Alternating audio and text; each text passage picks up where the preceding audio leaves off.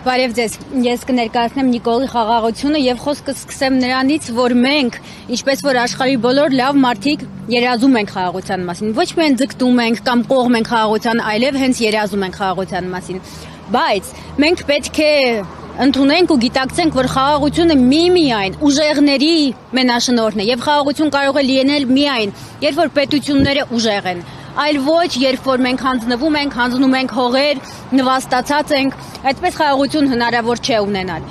Եվ եթե մենք նայենք Նիկոլին, ով արգզի դավաճան է, ինչպես կարելի է հավատալ, որ դավաճանը կարող է երկրին բերել խաղաղություն։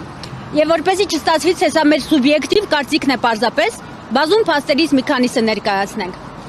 Նախ իբր խաղաղության ողջ ընթացքին զուգահեռ մեր թշնամու հետ Ալիևը ակնհայտ շարունակում է իր հայատյաց քաղաքականությունը եւ բաց կոչ է անում, որ նա պետք է տիրանա իր պատմական հայրենիքին, այսինքն մեր Հայաստանին։ Նա արդեն իսկ գրավել է մեր Հայաստանի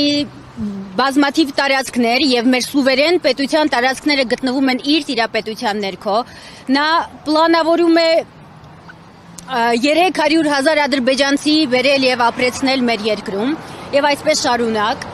Չհաշված, որ Ադրբեջանի ռազմական բյուջեն անգամներ աճել է, օրինակ 2020 թվականին դա ընդամենը 2.2 միլիարդ դոլար էր, այնինչ հիմա այն 5 միլիարդից ավելի է։ Եվ կարելի է շարունակել երկար փաստերի ցանկը, բայց եկեք բացահայտենք Նիկոլի խաղաղությունը ինչ է իրականում։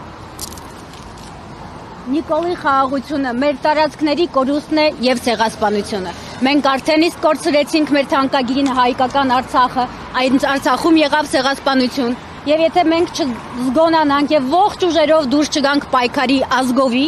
այդ ամենը կարող է տեղի ունենալ նաեւ արդեն այստեղ։